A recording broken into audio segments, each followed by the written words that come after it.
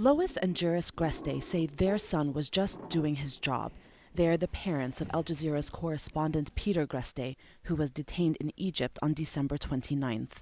He's completely innocent of any of the various accusations that have been made against him and his colleagues.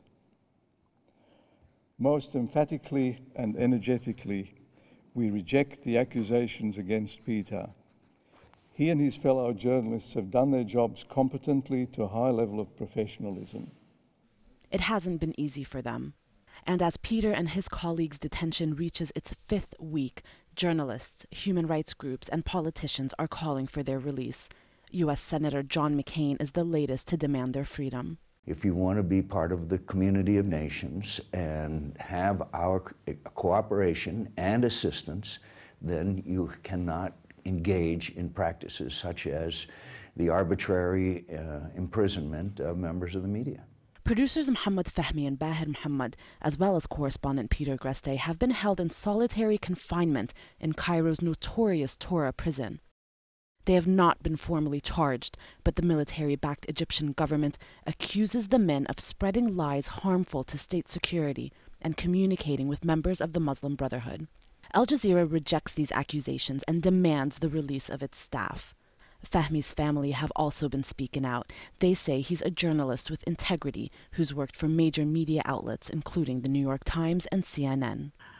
He's a very objective journalist/producer/reporter, and he's always taken pride in his job. Mohamed is a freelance producer who spent most of the last year working for Al Jazeera. But the Grestes say the accusations against their son and his colleagues just don't add up. To think or allege that Peter or his high-achieving colleagues would jeopardize their midlife international careers by unethical or improper practices is completely preposterous. All Al Jazeera was doing was making sure that all sides were being heard, but this government is unwilling to risk having its opponents have a voice in Egypt today. Another 2 journalists from Al Jazeera's Arabic channel, Mohammed and Abdullah Shami, have also been detained for the last 5 months. They too have not been formally charged, and one of them has gone on a hunger strike.